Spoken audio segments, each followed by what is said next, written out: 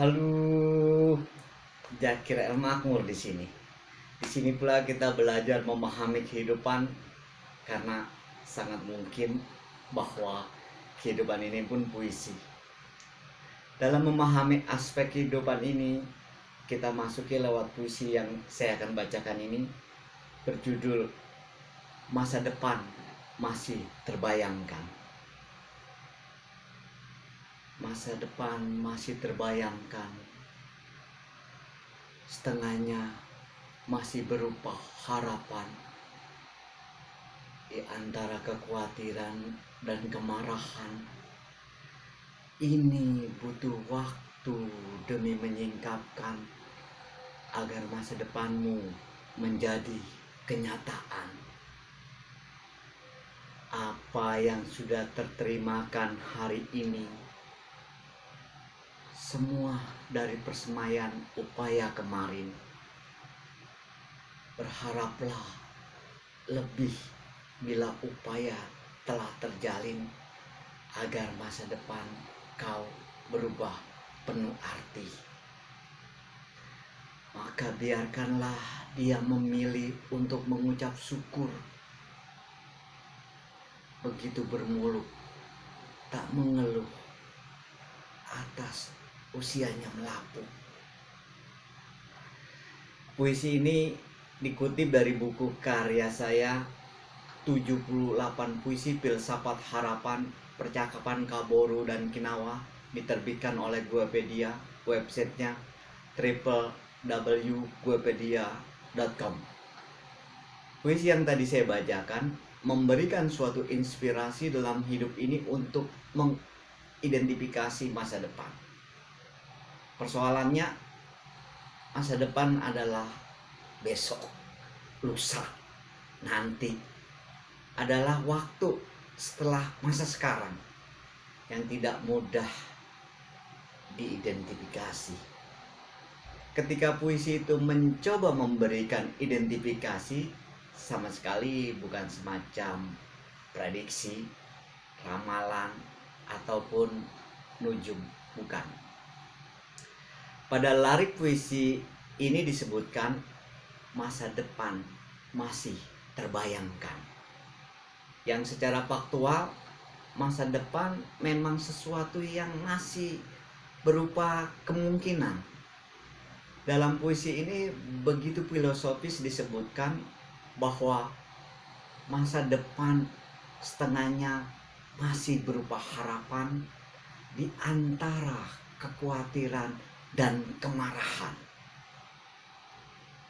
Melihat keadaan kita kini atau mengetahui keadaan orang-orang terdekat kita sekalipun yang esok atau lusanya bakal suram, sangat boleh jadi ada kalanya kita cemas, kita khawatir, bahkan kita marah.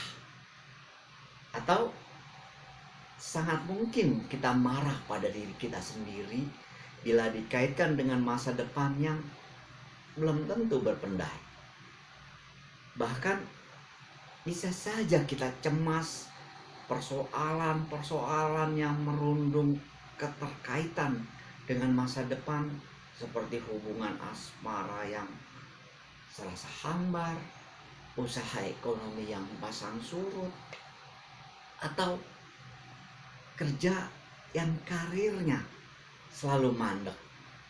Semua persoalan-persoalan itu bisa sangat mungkin membuat kita marah, cemas, atau khawatir. Maka puisi ini mengingatkan lewat baitnya, apa yang sudah terterimakan hari ini, semua dari persemaian upaya kemarin. Berharaplah lebih bila upaya telah terjalin agar masa depan kau berubah penuh arti. Bila kita telah berupaya lebih untuk masa depan agar lebih cerah lagi, maka sekecil apapun kita telah punya harapan, dan ini lumrah saja. membuat kita tidak khawatir. Karena kekhawatiran dalam menilik masa depan, sebagaimana diberitahukan oleh Robert Frost, penyair dari Amerika Serikat, dia memberitahukan menjadi alasan mengapa kekhawatiran membunuh lebih banyak orang dibanding dengan kecelakaan kerja. Karena lebih banyak orang yang penuh kekhawatiran daripada bekerja. Dalam melangkah menuju masa depan, kita butuh teman, butuh orang yang menurut kita bisa kita percaya. Sekurang-kurangnya dari teman yang bisa kita percaya itu membuat kita melihat atau mengidentifikasikan masa depan kita tak penuh kekhawatiran.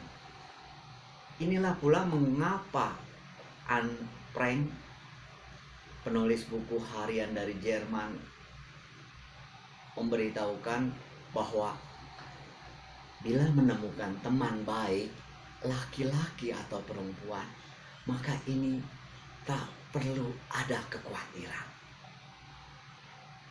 Selain itu, dalam memasuki masa depan, kita harus punya energi harapan. Memang pada umumnya harapan masih berbentuk abstrak, tidak tampak. Tetapi kita harus yakin bahwa ini sugesti menyeimbangkan kekhawatiran. Bila mana apa yang sudah kita jalankan rencananya masih jeblok, masih belum maksimal, maka benarlah apa yang dikatakan Desmond Tutu, rohaniawan dan aktivis hak asasi manusia dari Afrika Selatan itu.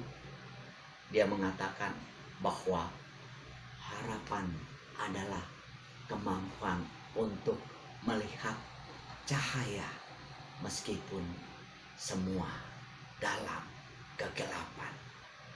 Kita masih punya harapan, masih bisa melihat cahaya itu.